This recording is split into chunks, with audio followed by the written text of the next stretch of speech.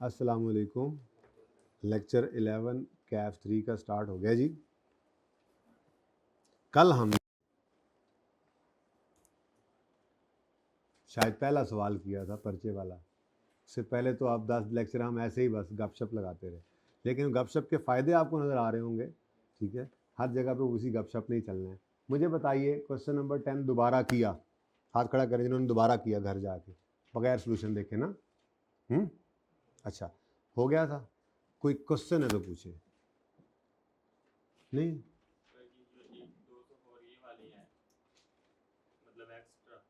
क्या? हाँ, 200 आवर्स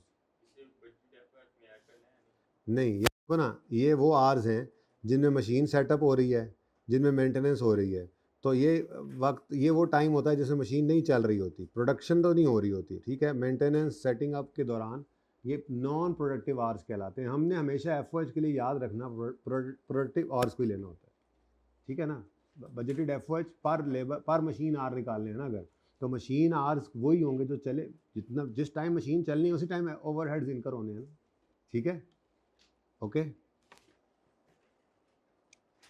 कोई सवाल नहीं है जी। चलें, तो 11वां आपके होमवर्क में था जी, list any 2 examples of basis for absorption of factory overhead, also briefly discuss how a base should be selected. तो कौन सी दो जी, मशहूर दो लिख दो। सबसे मशहूर कौन सी है? सबसे मशहूर है लेबर आवर्स और मशीन आवर्स, ये सबसे मशहूर है। बाकी आप जो मर्जी लिख दें, उसने ये तो नहीं कहा कि जब वो फलां लिखो, लेकिन सबसे मशहूर यही है तो यही लिख दें। उसके बाद वो कहता है कि कैसे बेस को सिलेक्ट करना चाहिए। तो भाई उसके लिए मैंने आपको एक बात की थी, 2-3 बार की थी, पर ऐसे चलते चलते की थी, पर चलते चलती हुई बातें बड़ी अहम होती हैं। चलते चलते मैंने आपको क्या बात की थी कि आपका पहला दिन है आज। अच्छा, मुझे क्यों लग रहा है फिर? अच्छा, भी नई क्लास है ना, तभी पहचान ज़रा पक्की नहीं हुई। अच्छा, मैंने आपको चलते चलते 1-2 बार ये बात की थी कि अगर आपकी ऑर्गेनाइजेशन में, आपकी एंटिटी में लेबर ज़्यादा काम करती है, यानी लेबर इंटेंसिव आपका प्रोडक्शन प्रोसेस है, तो आपके लिए ज़्यादा मुनासिब है लेबर आवर्स को एज अ बेस यूज़ करना। और अगर आपके यहाँ मशीनें ज़्यादा काम करती हैं, लोग कम काम करते हैं, तो आप मशीन इंटेंसिव प्रोडक्शन प्रोसेस आप रखते हैं, तो फिर आपके लिए मुनासिब क्या है? Machine hours. तो ये 2 नंबर के लिए आपने ये लिखना था, एनी 2 एग्जाम्पल्स आपने कहना था कि following are the examples of basis for absorption of factory overhead, labour hours and machine hours. उसके बाद अगली लाइन में लिखना था कि लेबर आर और मशीन आर या base is selected, for example labour hour, ये लिख के इसी के नीचे इसी के बारे में आगे लिख दो कि लेबर आर और machine hour selected on the basis of production process. If company is labor intensive, then labor hours are more appropriate to be used as base, and if company is या entity is machine intensive, then machine hours are appropriate. तो ये अपने अल्फाज के अंदर 1-2 लाइनें लिखनी होती हैं। थेरी यहाँ पर कभी आए तो ऐसी ही आती है CMA के अंदर, तो ये थेरी कहीं पे लिखी हुई तो आपको नहीं मिलेगी, ये बस ऐसे ही है, कॉन्सेप्ट होता है, आपको तो आपने लिख लेना होता है। जो अपने अल्फाज के अंदर लिख लेगा उसको नंबर मिल जाएंगे उसको। ठीक है,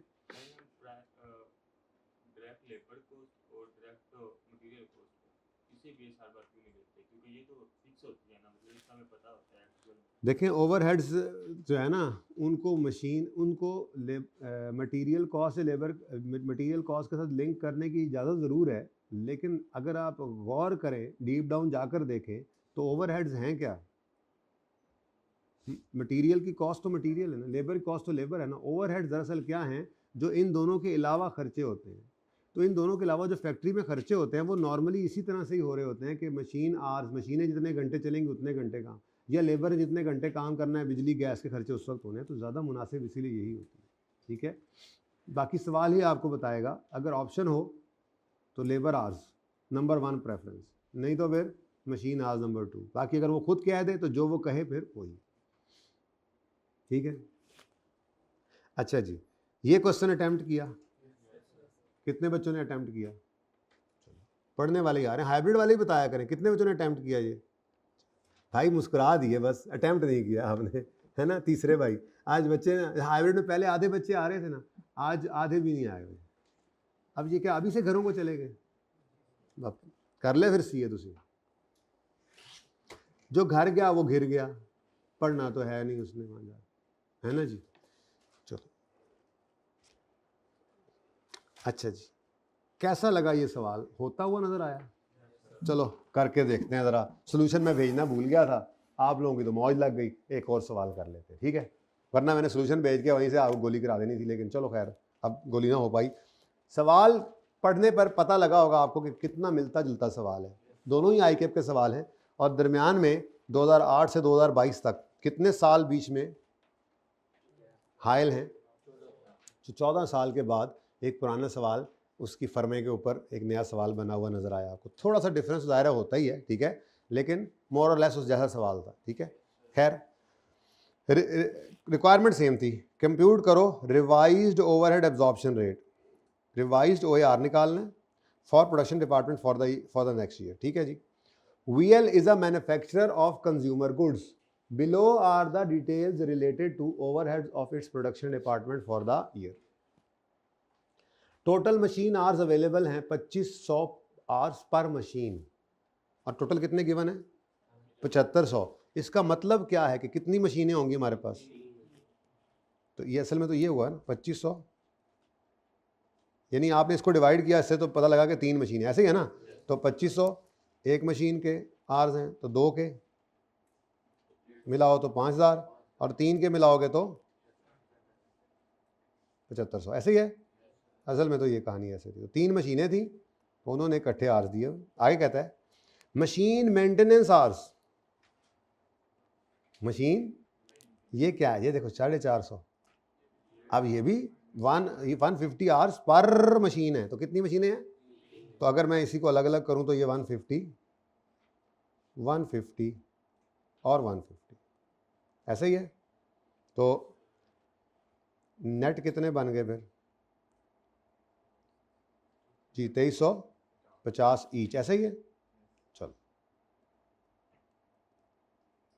ये मैं वैसे ही कर गया, मुझे पता नहीं इसको करना क्या है, वैसे ही मैंने तो बस लिखा हुआ था तो मैं लिखता चला गया कि ये जी ऐसे है, ठीक है ना।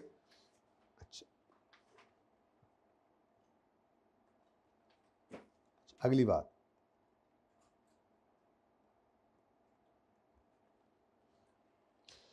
The management of VL has decided to replace one of its existing machine having, इसके ऊपर लिखो शुक्र है, ये शक्कर है नहीं लिखा मैंने,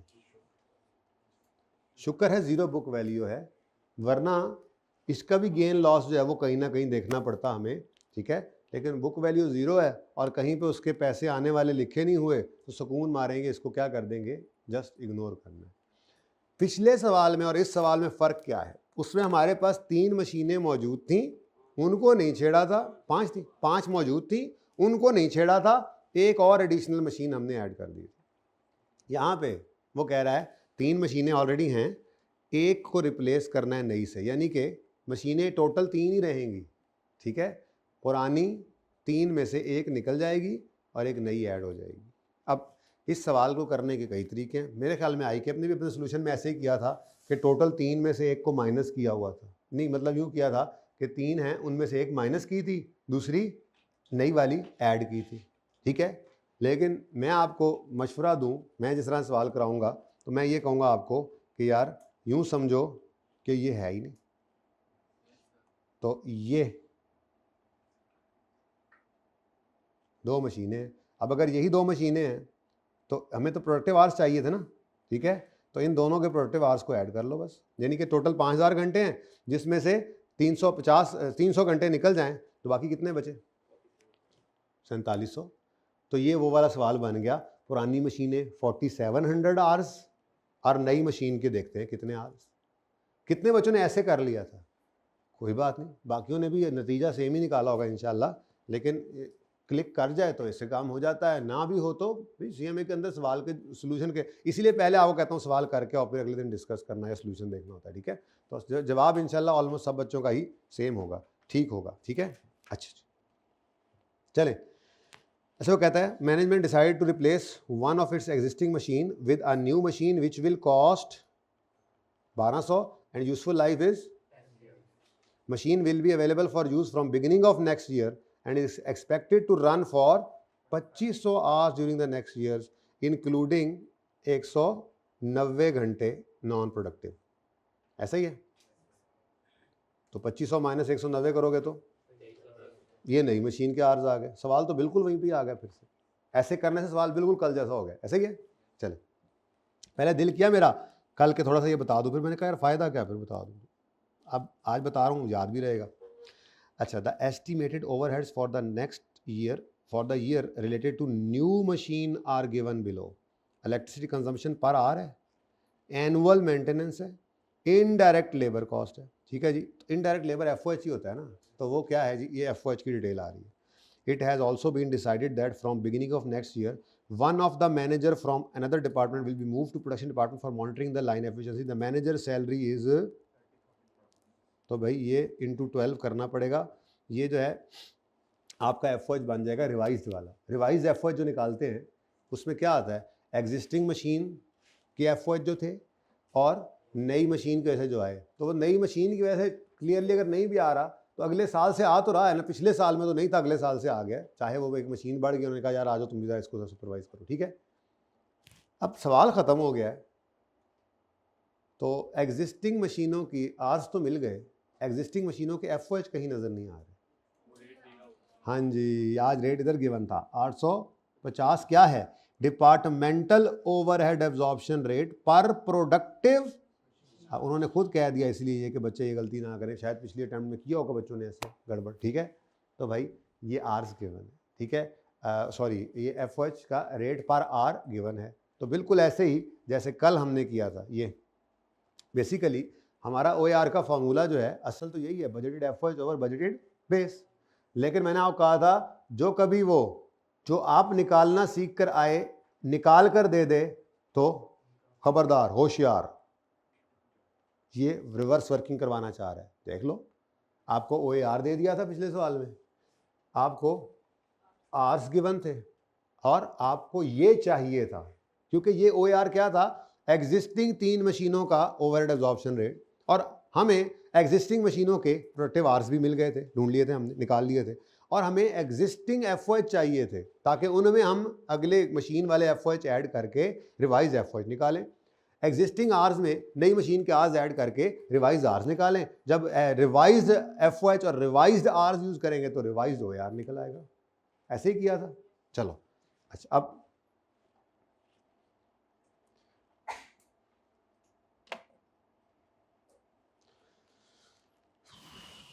रिवाइज्ड बजटेड एफओएच मुझे चाहिए। मैं क्वेश्चन नंबर कौन सा कर रहा हूँ जी आज, इसकी अटेम्प्ट बताइएगा। Autumn 20 question number. अब जिस अटेम्प्ट में आया होगा बच्चों ने छलांगे लगाई होंगी, वाह वाह सुभान अल्लाह, इतना आसान सवाल है ना। मुझे क्या चाहिए, रिवाइज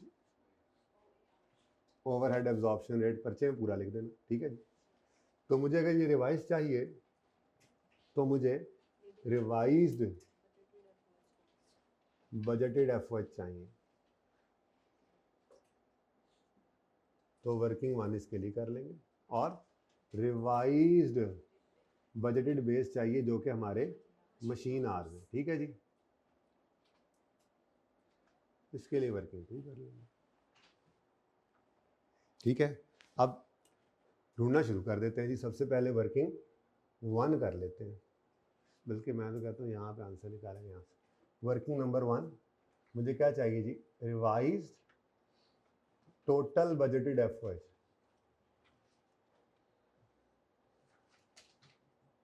ठीक है, बजटेड एफओएच कॉस्ट, ये मुझे चाहिए। और इस रिवाइज्ड का मतलब क्या है कि जो एग्जिस्टिंग थे उसके अंदर आपने न्यू को भी ऐड कर देना। ठीक है, तो अब चूंकि सीख चुके हैं भाई एग्जिस्टिंग कैसे निकालने हैं, तो पहले मेरे ख्याल में एग्जिस्टिंग ही निकाल लेते हैं। ठीक है, तो existing budgeted FOH of 2 machines. देखो भाई, असल में तो फॉर्मूला क्या है ये लिख लिया करो। ओआर शुरू में लिख लेने में कोई हर्ज नहीं, budgeted FOH over machine hours, ऐसा ही है। Budgeted machine hours, budgeted hours, ठीक है। अब हमें ये गिवन है और ये गिवन है, हमें बजटेड एफओएच निकालने हैं, तो इसको रीअरेंज करें तो ये क्या बन जाता है, budgeted FOH is equal to OAR into budgeted machine hours. किसी को ये ना समझ आ रहा हो तो मुझसे पूछ लें।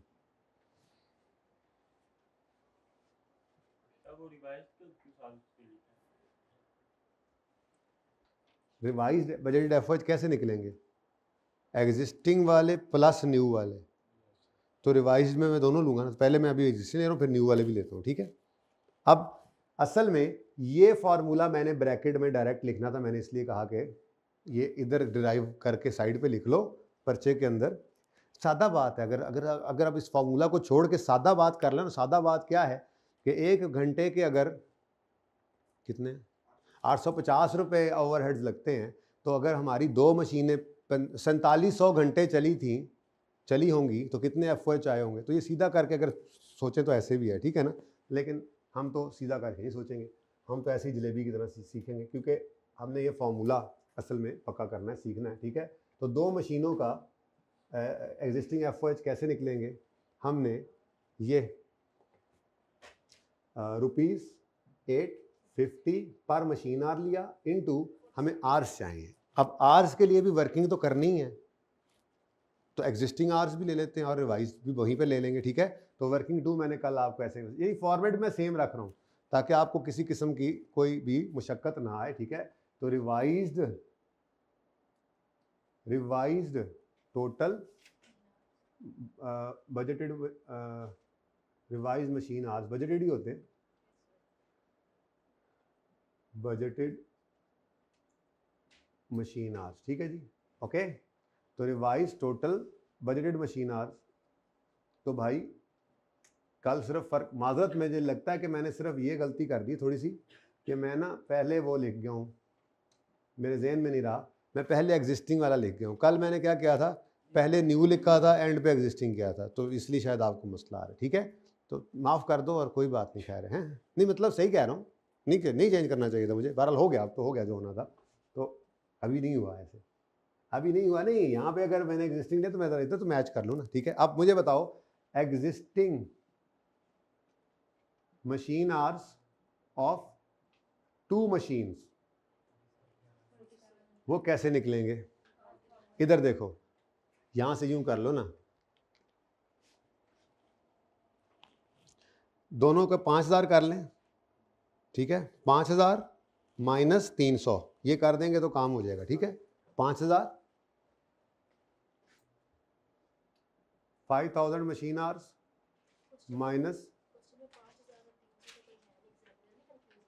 नहीं होता, अगर आपको ज़्यादा टेंशन हो रही है तो आप यूं कर लें, वैसे वो होता नहीं है, लेकिन चलो 7500 माइनस 2500, 5000 आ गया, ओके, माइनस टोटल कितने आवर्स गिवन है, हाँ 450 माइनस 150, तो ये वही है 5000 माइनस 300, ठीक है, सही है। चल कितने आवर्स आ गए जी, अब ये 4700 एग्जिस्टिंग 2 मशीन्स के आवर्स हैं, और अगर पर आवर 850 रुपये एफओएच की कॉस्ट है पर मशीन आवर, तो फिर टोटल एफओएच निकालने के लिए यहाँ पे क्या कर दें, 4700 मशीन आवर से मल्टीप्लाई कर दें, वर्किंग नंबर 2 में रेफर कर दें, ठीक है जी। तो ये जनाब आपका रुपीज़ में कितना आ गया,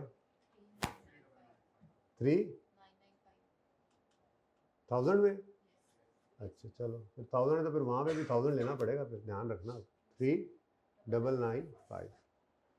अब 4.7, चलो अभी ज़रा स्टार्ट है, अभी ना करो ये काम, रुपीज़ में ही लिख लो फिलहाल, 1-2-4 दिन और गुजर लेने दो, कर लेंगे फिर 1000 में भी। असल में अगर इसको 1000 करें ना, फिर आर्स को भी 1000 करना होता है, लाइक विद लाइक। तो अगर 3995 करना है आपने, तो फिर यहाँ पर मशीन आर्स आप 4.7 लोगे, फिर ये ना आप 4.7 परेशान हो रहे हो क्या, थोड़ा सा 2-4 दिन अभी और रुक जाओ, ठीक है, अभी जहन बनाया आप लोगों ने जी।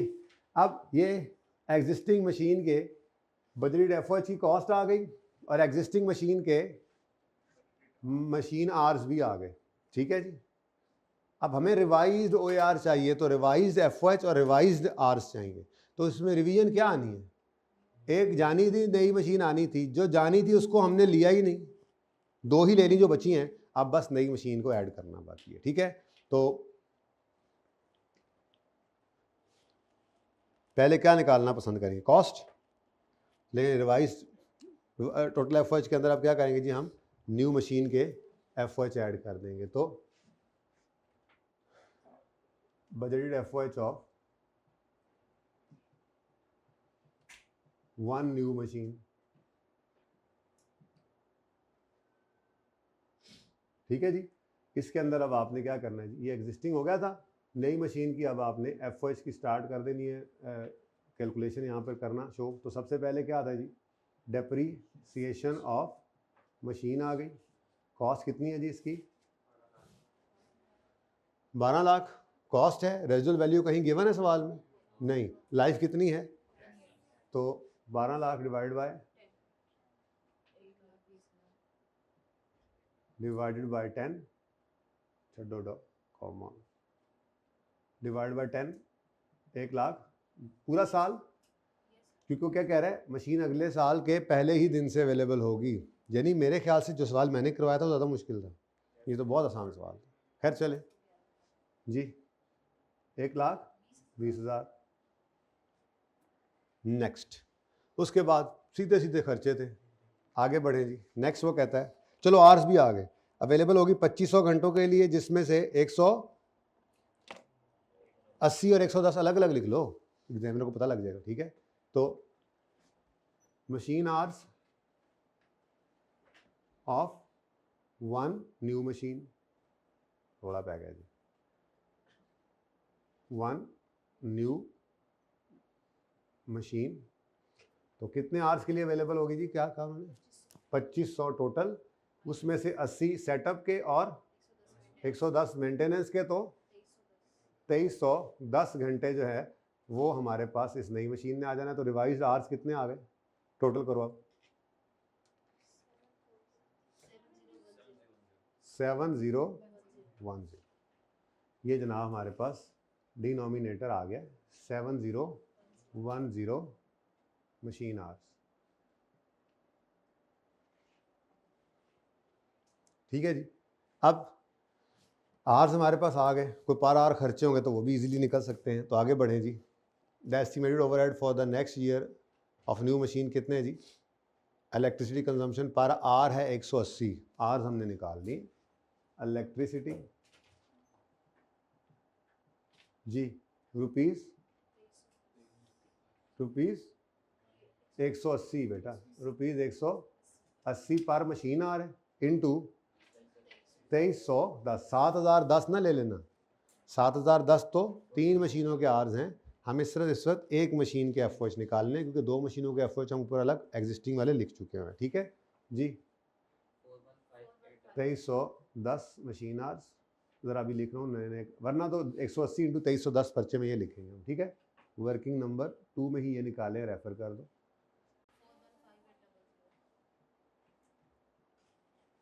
ठीक है जी, नेक्स्ट, एनुअल मेंटेनेंस जी, नई मशीन की एनुअल, अब मेंटेनेंस है ही एनुअल, तो इसलिए उसको ना मल्टीप्लाई कर देना किसी चीज़ से, एनुअल मेंटेनेंस कितनी है जी, 2 लाख। ठीक है जी, next is indirect labour cost, ये भी टोटल में गिवन है। ठीक है, तो 50,000 इनडायरेक्ट लेबर कॉस्ट, 50,000।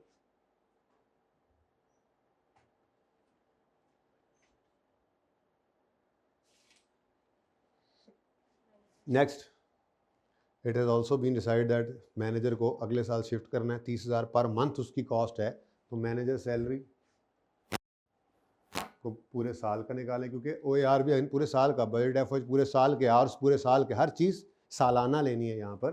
तो मैनेजर सैलरी जो है वो कितनी है जी, रुपीज़ 30,000 पर मंथ है, इंटू 12 मंथ्स कर दें, तो आंसर इज 3,60,000। ठीक है जी, अब जी ग्रैंड टोटल कर दें 1145,800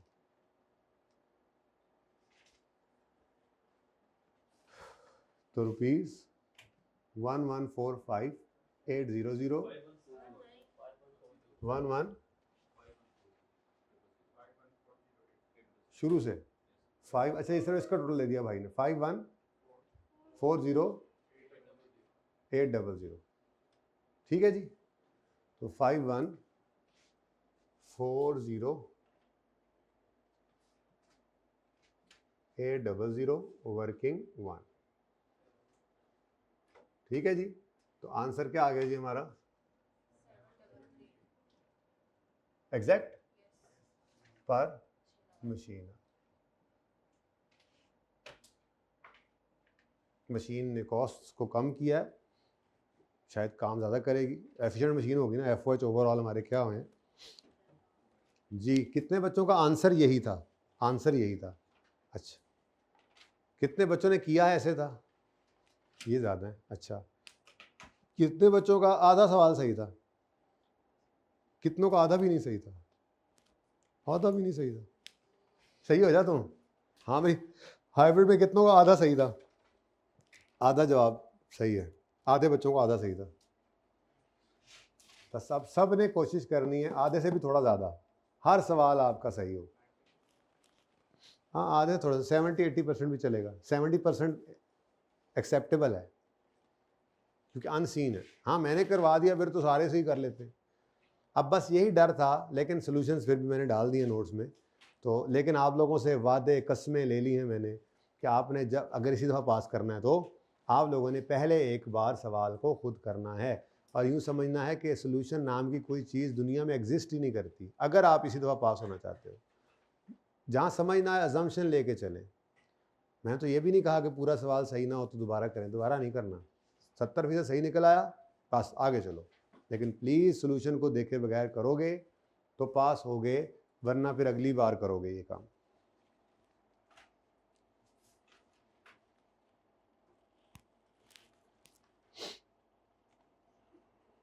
भाई को पिक्चर शिक्चर लेनी है हाइब्रिड वालों तो जल्दी से ले लो, मैं कुछ कॉपी कर लूँ पिछली दफ़ा से। ले आओ इधर भाई, कर ली मैं तो।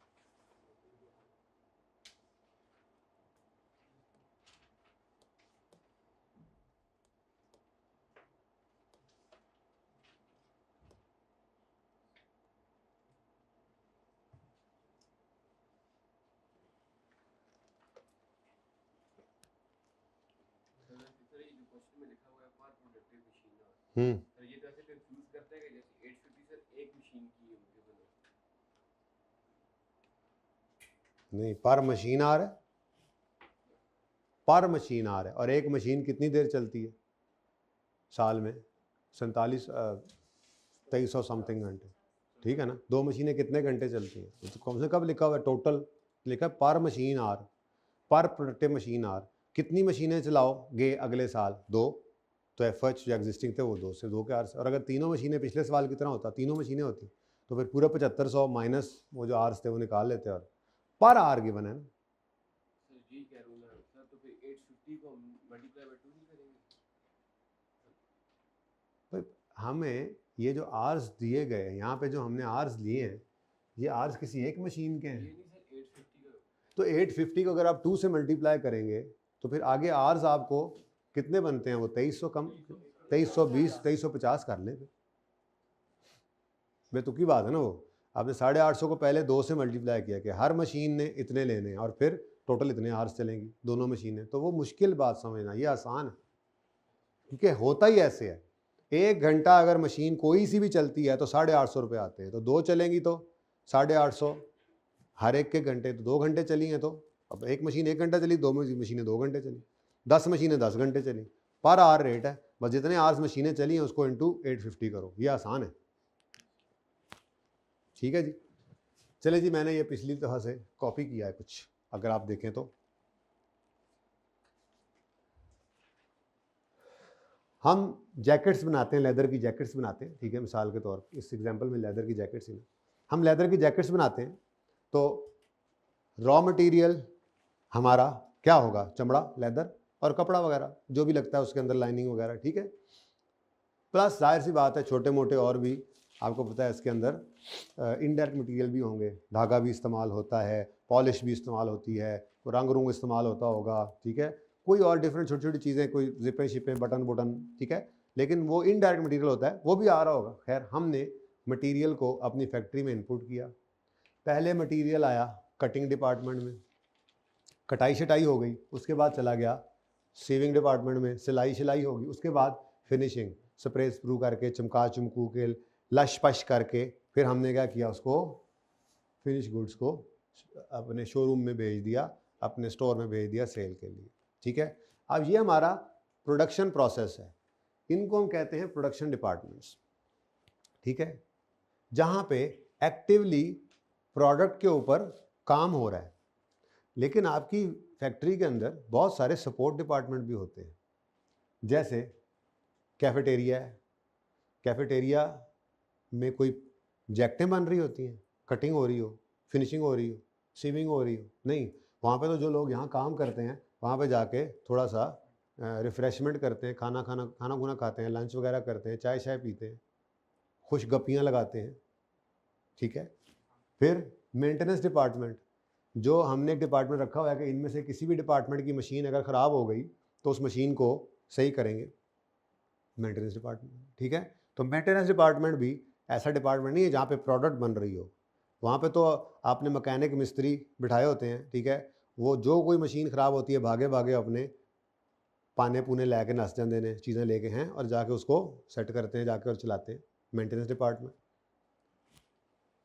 स्टोर, जहाँ पे रॉ मटेरियल आपका स्टोर हुआ पड़ा है, ठीक है, या इनडायरेक्ट मटेरियल है, डायरेक्ट मटेरियल है, या इवन स्टोर के आइटम्स होते हैं, ये जो मेंटेनेंस वाले हैं इन्होंने जो चीज़ें जो सही करने वाली होती हैं ये भी अक्सर स्टोर में ही पड़ी होती है, स्टोर के आइटम्स होते हैं, वहाँ से नट बोल्ट किल काबले लेकर, को मोटर ख़राब हो गई, छोटी सी मोटर लेकर जाकर मशीन सही कर देते हैं। तो स्टोर डिपार्टमेंट में भी आपकी प्रोडक्शन तो नहीं एक्टिवली हो रही, लेकिन ये सारे डिपार्टमेंट्स ऐसे हैं कि ये सपोर्ट करते हैं आपके प्रोडक्शन डिपार्टमेंट्स को। अल्टीमेटली फैक्ट्री का ही हिस्सा है ये भी, फैक्ट्री का हिस्सा है ये भी, ठीक है ना। लेकिन ये प्रोडक्शन डिपार्टमेंट नहीं है, ये क्या है, सपोर्ट डिपार्टमेंट या सर्विस डिपार्टमेंट, ठीक है। आज बात इस तरफ क्यों आ गई, single OAR, single overhead absorption rate हमारा ख़त्म हो गया, वो इतना ही था, वो भी मैंने खींच के 3 दिन पे ले गया हूँ, वरना तो 1 दिन में भी हो जाता है। यानी अगर मैं आपको फॉर्मूला लिखवा कर और आपको ज़िया वाला सवाल सबसे पहले करवा देता तो औखे सौखे करके आपने कर तो लेना ही था, फिर एक और ये सवाल हो जाता तो ये काम ख़त्म था। तो खींच के मैंने 3 दिन पे किया ताकि अच्छे से समझ आ जाए, वही था, अब हो गया, और कुछ नहीं है। अब जो ज़्यादा इस्तेमाल होता है, ज़्यादा टेस्ट करता है आई-कैप, वो मेथड पे हम चले आए हैं डिपार्टमेंटल रेट सिस्टम पे। मकसद कहने का ये है कि अभी तक हम क्या कर रहे थे, ये ज़रूरी नहीं है कि डिपार्टमेंट्स ज़्यादा होंगे तभी डिपार्टमेंटल रेट होता है। लोग तन आसानी की वजह से आसानी ढूंढते हैं, वो कहते हैं 3 नहीं 300 डिपार्टमेंट भी हैं, हम तो पूरे बिजनेस का एक ही OAR निकालेंगे, वो सिंगल OAR, इसी को तो कहते हैं प्लांट वाइड, पूरा फैक्ट्री का, पूरे बिजनेस का एक OAR निकाल रहे थे हम, ठीक है। लेकिन जब प्रोडक्शन प्रोसेस कॉम्प्लेक्स होना शुरू हुए तो कॉस्ट अकाउंटेंट्स ने भी इसकी ज़रूरत महसूस की कि अगर हम डिपार्टमेंट वाइज रेट निकालें ना, OAR निकालें तो ज़्यादा बेहतर होगा, क्योंकि हो सकता है कटिंग डिपार्टमेंट में बड़ी बड़ी मशीनें लगी हों, स्विंग डिपार्टमेंट में छोटी छोटी मशीनें लगी हों, ठीक है, और फिनिशिंग के अंदर मशीनें हों ही ना, मिसाल के तौर पे, ठीक है, कहीं लेबर ज़्यादा कहीं लेबर कम, तो ये तो मुनासिब देखेंगे कि मिसाल के तौर पे यहाँ पर जो है वो मशीनें ज़्यादा हैं, यहाँ पर मशीनें और लेबर एक जैसे ही हैं, यहाँ पर मशीनें कम और लेबर ज़्यादा है। तो हर डिपार्टमेंट का अप्रोप्रिएट बेस लेना चाहिए, यानी यहाँ पे मशीनें ज़्यादा तो मशीन आर्स की बेस पे इसका रेट हो, इधर लेबर ज़्यादा है तो इधर लेबर आर की बेस पे हो, ठीक है, बराबर है तो फिर जो मर्जी ले लें, जो आपका दिल करे, एक बात कर रहा हूँ, ठीक है। तो अभी तक जो हम करते आ रहे थे ना बच्चों, वो असल में कुछ इस तरह की कहानी थी कि हम एक मिनट सुनना, मैं उसको थोड़ा सा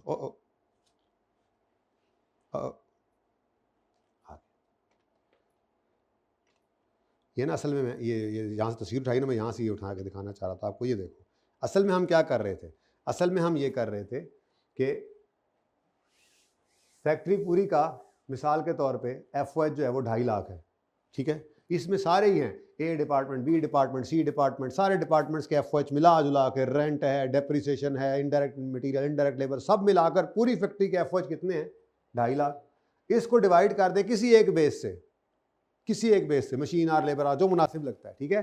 और एक OAR निकाल ले, सिंगल ओवरहेड एब्जॉर्प्शन रेट निकालें, और फिर इस फैक्ट्री से जितनी चीज़ें बनकर निकलें उनके ऊपर वो एक OAR लग रहा है उसी के बेस के हिसाब से।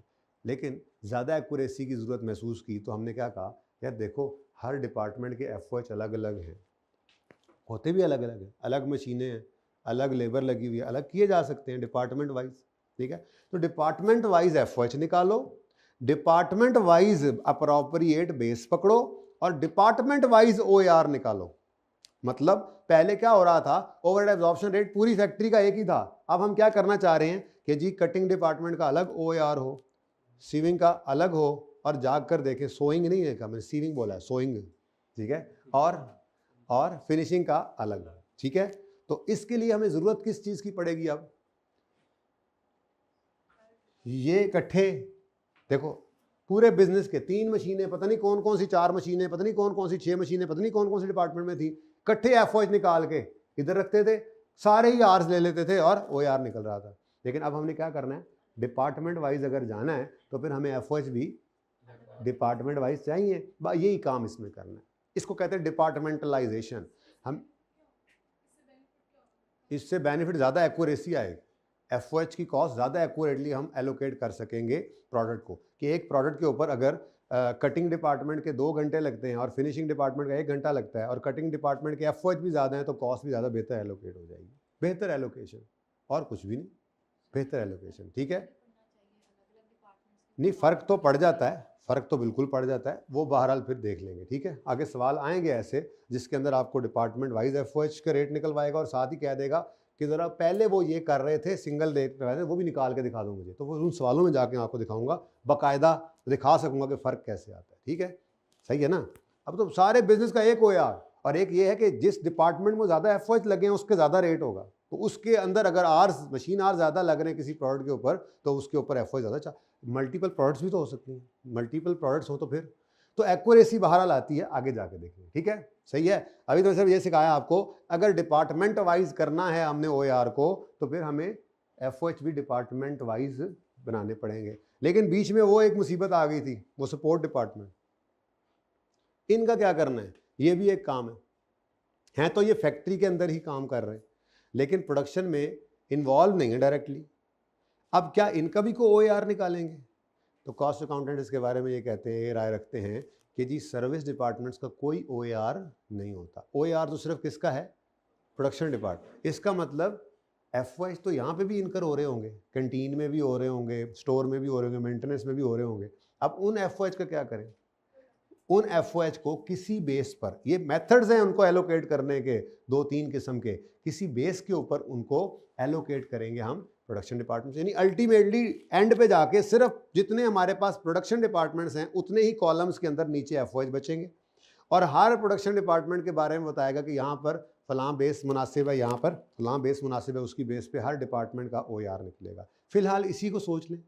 OAR निकलने के बाद अप्लाई कैसे होना है, सवाल आएगा तो मैं करके दिखा दूंगा, ठीक है ना। फिलहाल OAR निकालना सिखाया था आपको, ठीक है ना। OAR ही निकालना सीख रहे हैं। यहाँ पे था सिंगल, अभी करेंगे डिपार्टमेंट वाइज। इसको प्रोडक्ट की कॉस्ट में कैसे एलोकेट करना है, सवालों में ही देखेंगे, ठीक है, वो आगे चल के आएगा। फिलहाल ज़रा ये काम सीख ले, ठीक है। अब समझ तो हमें आ गई कि मामला कुछ इस तरह का है जी, ठीक है, कि हमारे पास प्रोडक्शन डिपार्टमेंट्स हैं और हमारे पास सपोर्ट या सर्विस डिपार्टमेंट्स हैं, ठीक है। और हमने क्या करना है, हमने डिपार्टमेंटलाइजेशन करनी है। इसके लिए हम एक ये जो बजटेड एफओएच होते हैं ना, जैसे आपके बजटेड एफओएच क्या क्या चीज़ आ रही थी, डेप्रिसिएशन है, इलेक्ट्रिसिटी है, मेंटेनेंस है, इनडायरेक्ट लेबर है, मैनेजर सैलरी है, इसी तरह कल वाले सवाल में बहुत सारी चीज़ें थी, लंबी लिस्ट है एफओएच की। तो वो एफओएच आप पकड़ेंगे बजटेड, और उनको किसी बेस की बुनियाद पर एलोकेट करेंगे हर डिपार्टमेंट को। एक शीट बनाएंगे हम इसको, इसके अंदर, जिसको कहा जाता है एफओएच की डिस्ट्रीब्यूशन शीट, एफओएच की। लेकिन उससे पहले मैं आपको जैसे यहाँ पर मैंने आपको नहीं करवाया था ये सिंगल रेट के ऊपर कब कब क्या क्या करना है, ऐसे ही ये डिपार्टमेंटल रेट का वहाँ पे जाकर लिखता हूँ। नक्शा यही रहना है, क्योंकि बिजनेस के सारा सिस्टम तो वैसे ही है ना। स्टार्ट ऑफ द पीरियड पे खड़े होकर हम OAR निकालेंगे, बस फ़र्क सिर्फ क्या पड़ेगा, पहले OAR हमने निकाला था सिंगल, अब बस यहाँ पे शीट बनेगी, हर एक डिपार्टमेंट अलग अलग उसकी कॉस्ट निकाल लेंगे और हर एक डिपार्टमेंट का अलग OAR निकल आएगा। ये ज़रा लेंथी काम है, नॉर्मली यहीं पे टेस्ट करता है ICAP, सिर्फ ये टेस्ट करता है OAR, ठीक है। अब जब OAR निकल आएगा उसकी एब्जॉर्प्शन वैसे ही है जैसे यहाँ पर है, बस फ़र्क सिर्फ ये पड़ेगा कि OAR जो है वो अगर 2 डिपार्टमेंट्स का अलग अलग निकला है तो फिर वो प्रोडक्ट के बारे में देखेंगे कि डिपार्टमेंट A में उस पर कितने आवर्स लगे हैं, डिपार्टमेंट B में कितने आवर्स लगे हैं, तो जितने आवर्स लगे होंगे A में उसके हिसाब से उसकी कॉस्ट B वाले की कॉस्ट, वो उस तरह से वो देखेंगे जब बारी आएगी।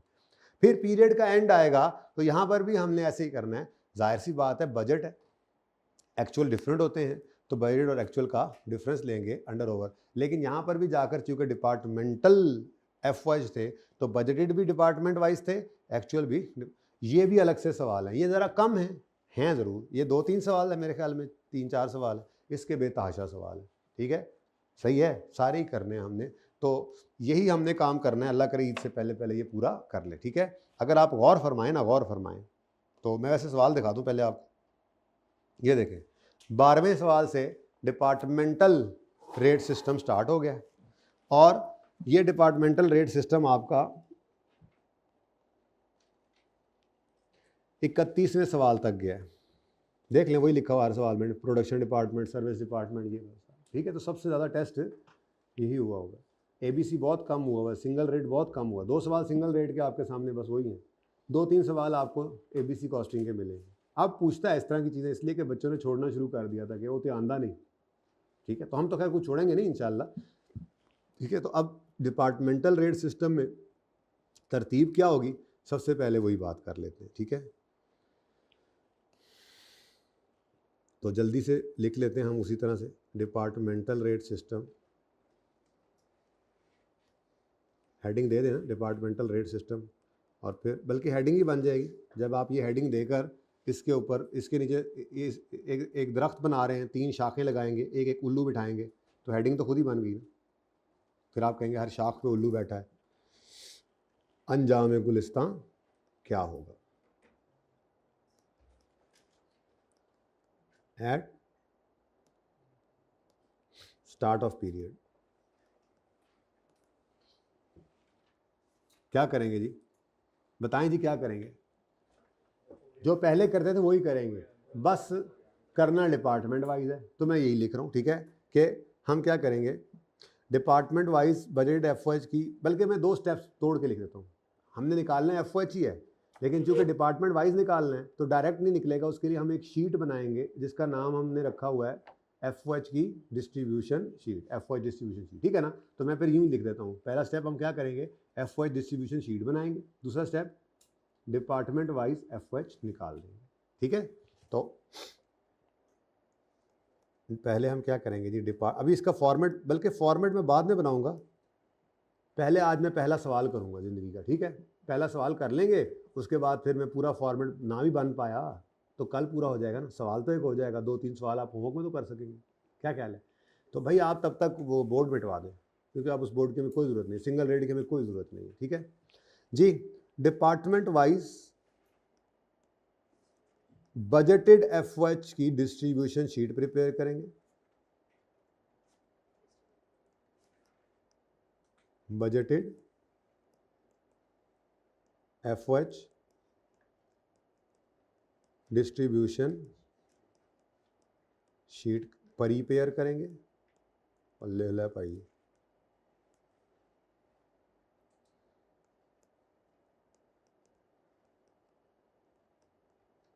और जब ये प्रिपेयर हो जाएगी तो जितने डिपार्टमेंट्स होंगे भाई, सोने वाले भाई, जितने डिपार्टमेंट्स होंगे उतने, प्रोडक्शन डिपार्टमेंट जितने होंगे ना उतने कॉलम्स में, वैसे तो सर्विस डिपार्टमेंट भी हम डालेंगे पहले अपने टेबल में, लेकिन फिर सर्विस डिपार्टमेंट को मैंने क्या कहा है आपको, एलोकेट करते हैं, अभी सीखते हैं, सवाल में बातें समझ सही सवाल में आती हैं, तो थोड़ा सा नक्शा बताना ज़रूरी है कि हम करने क्या लगे, पता तो हो हम कहाँ पे मौजूद हैं, हम क्या कर रहे हैं, बस ये ज़रा थोड़ा बताना होता है, बाकी इंशाल्लाह करते हैं, सवाल में सब समझ आ जाएगा इंशाल्लाह, ओके।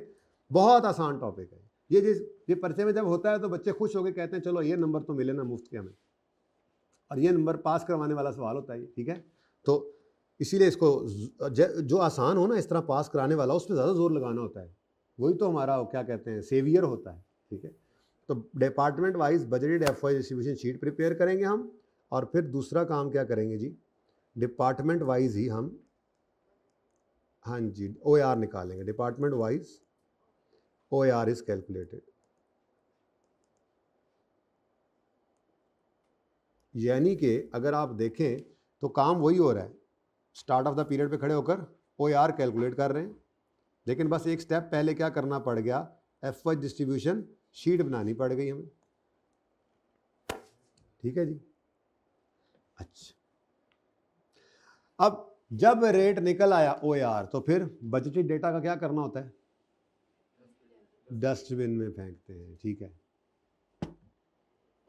यानी कि बजट्स को फिर दोबारा नहीं देखना, और जो OAR निकल आया है उस OAR को यूज़ करके हमने एब्जॉर्ब्ड एफवाई निकालना है ड्यूरिंग द पीरियड। जितनी प्रोडक्शन करते जाओगे, आज नींद बहुत आ रही है बच्चों को, हैं जितनी, हाँ मैं अभी जगाता हूँ, अभी करता हूँ सेट तुम लोगों को, अभी शीट बनेगी तो सेट हो जाएंगे इंशाल्लाह। भाई देख लो आज फिर सोने वाला जो है ना, सोने वाला वो 13वां 14वां 15वां सवाल पता नहीं कैसे होमवर्क में, आपके हैंडआउट में 14 तक है मेरे ख्याल से, 15वां तीसरे सफ़े पे जा रहा था, मैंने कहा बस रहने दो, कल तक तो नोट्स आ जाएंगे इंशाल्लाह, हैं 2 ही है ना इसके बाद, 13 और 14, तो ये दोनों के साथ होमवर्क लिख लो, अल्लाह खैर करेंगे, मैं नहीं पढ़ाऊँगा, देखी जाएगी, मैं एक दिन पढ़ा के छोड़ दिया होगा, समझे, पर्चे में आ गया होगा सवाल, तो लड़ना तो आपने सीखना है ना, बाकी कल तो जाहिर सी बात है करा दूंगा, या सोल्यूशन होगा या मैं आपको सवाल कराऊंगा, ठीक है। अच्छा जी, अब OAR निकल आया है, अब क्या करेंगे, during the period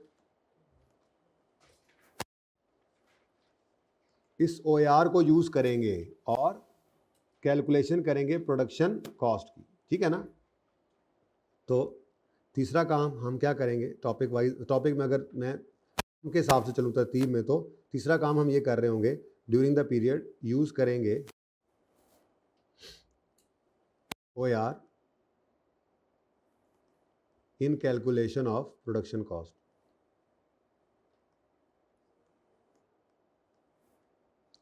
product cost, production cost में लिखता हूँ परेशान हो जाते हैं, पता नहीं क्यों, मुझे यूँ लगता है, पता नहीं, देखता नहीं हूँ लेकिन लगता है मुझे। तो FOH एब्जॉर्ब्ड ही निकलेंगे आज भी, ठीक है जी, और वो एब्जॉर्ब्ड FOH निकलेंगे उसी फॉर्मूला से, OAR इंटू एक्चुअल, एक्चुअल लाजमी याद रखना, एक्चुअल एक्टिविटी परफॉर्म। पता है होगा क्या, होगा सिर्फ ये कि यूँ लिखा होगा कि डिपार्टमेंट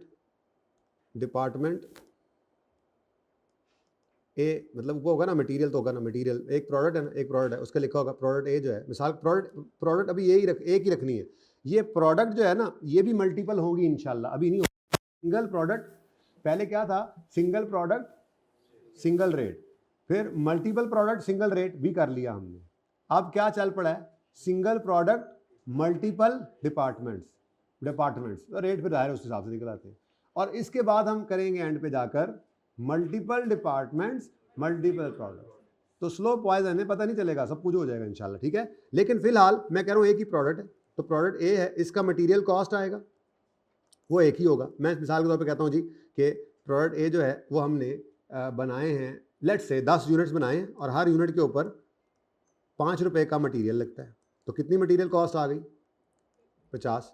अच्छा, लेबर कॉस्ट, मैं कहता हूँ जी एक लेबर को हम 1 घंटे का 3 रुपये देते हैं, और 15 घंटे इस प्रोडक्ट ए के ऊपर लगे, यानी कि 10 यूनिट से 15 घंटे लग गए, बोलो 40।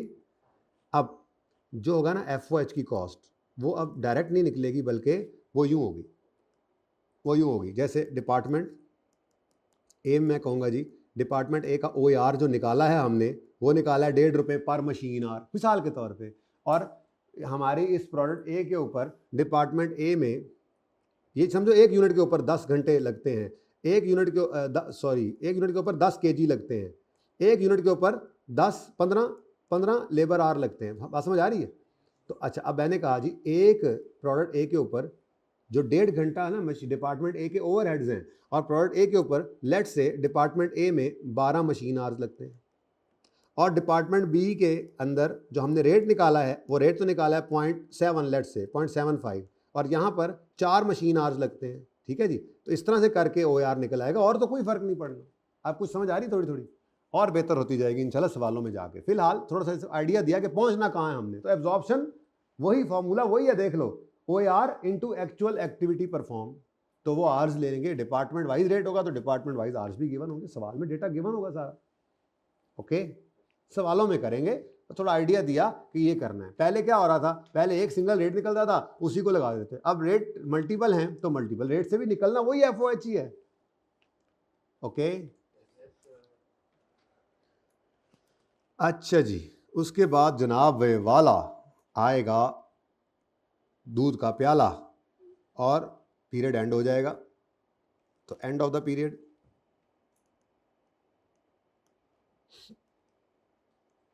अब इस पे क्या करोगे जी, वही काम करना है, एक्चुअल FOH को बजटेड FOH के साथ कंपेयर करना है।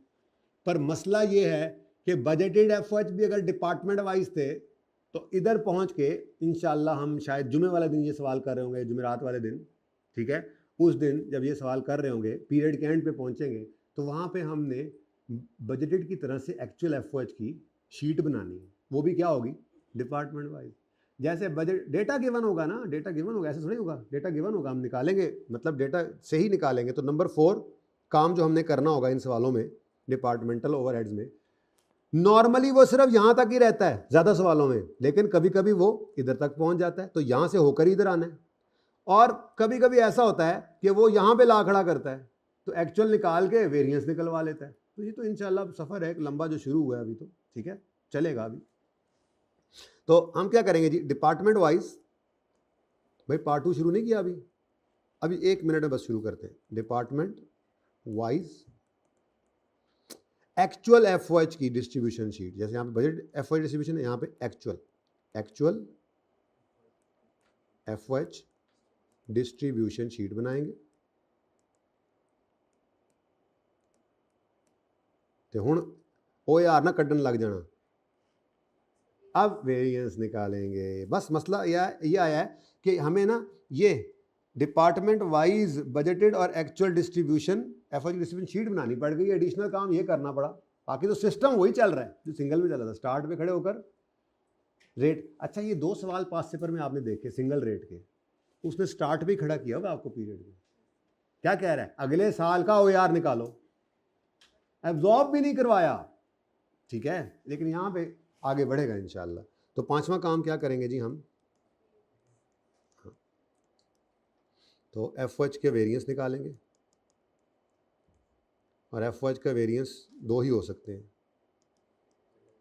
मतलब फिलहाल वैसे तो वेरिएंस एनालिसिस के टॉपिक में जाएंगे तो FOH के अंदर भी वो महंगाई की वजह से वेरिएंस, कुछ अपनी सुस्तियों की वजह से, इस तरह की वो डिफरेंट चीज़ें आएंगी। लेकिन फिलहाल जितना हमने पढ़ा है उस हिसाब से जो मैंने पढ़ाया है, या तो वेरिएंस 2 चीज़ों से कंपैरिजन से निकलेगा, एब्जॉर्ब्ड FOH को कंपेयर करेंगे एक्चुअल बजटेड से नहीं। हाँ, वो तो डस्टबिन में फेंक दिया था, वो तो उठा के भी ले गए थे, आए थे साफ सुथरे वाले। तो देखेंगे अभी कौन सा है सामने, शीट ही कोई नहीं, अब तो बस ठीक है, इसकी तस्वीर लें, अल्लाह तो खैर सलाह। आप देखें सवालों के अंदर ये लिख दिया है ताकि बवक्त ज़रूरत सनद रहे और काम आए।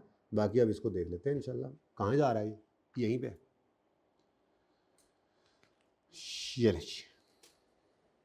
ये ऐसे ही बीच में मैंने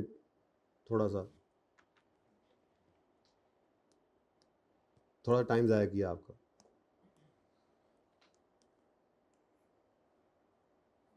सुभान अल्लाह, ठीक है, नोटेड। चलो अच्छा जी, अब जो FOH की डिस्ट्रीब्यूशन शीट है ना, उसका फॉर्मेट बहुत आसान है, मैंने यहाँ पे बनाना है, ठीक है, लेकिन वो बनाऊंगा ना तो सवाल नहीं हो सकेगा, तो हमें लगेगा दिहाड़ी आज मारी गई। तो बनाना है वो मैंने, लेकिन पहले बोर्ड पे बनाऊंगा और सिर्फ सवाल की हद तक डिस्कशन होगी। उसके बाद उसी फॉर्मेट को यहाँ शुरू कर देंगे। उसके अंदर ना चीज़ें बहुत ज़्यादा हैं, सवालों में इतनी होती नहीं है, जो मैंने फॉर्मेट में आपको समझानी है। तो फिर जितना आज हो गया, बिस्मिल्लाह ना हुआ तो कल से सवाल हो जाएगा, 2 सवाल आप घर कर सकेंगे। तो इंशाल्लाह ये होगा। अभी हम यहाँ पे लेते हैं एक छोटा सा कमर्शियल ब्रेक। ब्रेक के बाद जब हम आएंगे तो हम क्वेश्चन 12 कर रहे होंगे।